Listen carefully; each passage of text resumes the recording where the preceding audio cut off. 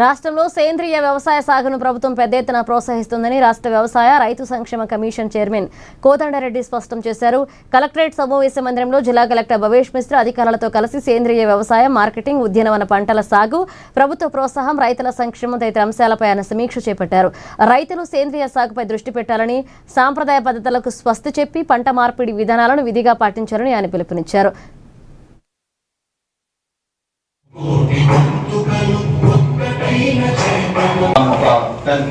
ఇప్పుడు పెరిగింది sir, almost 22,000-23,000 కి వచ్చింది. సో అది ఒక మార్కెటింగ్ బేసిస్ లో టేకప్ చేయడం జరిగింది సార్. లాస్ట్ ఇయర్ 400 ఎకరాలు మాత్రం చేస్తే ఈ సంవత్సరం ఇప్పటికే 2,400 ఎకరాల పైలట్ ప్రాజెక్ట్స్ జిల్లాలో టేకప్ చేశాం సార్. ఒకటేమో మన అగ్రికల్చర్ మినిస్టర్ గారు కూడా జిల్లాలో ప్రతి ఒక్క ఆఫీసర్ కి కొత్త ఆయిల్ పామ్ మీద అవగాహన కల్పించి రైతులు ఆయిల్ పామ్ ని సెలెక్ట్ చేసుకుంటే సంవత్సరానికి భారతదేశంలో దాదాపు ఒక 80,000 crore రూపీస్ విలువతో ఉన్న మనం ఆయిల్ పామ్ ఇండోనేషియా, మలేషియా నుంచి దిగుమతి చేస్తున్నాం.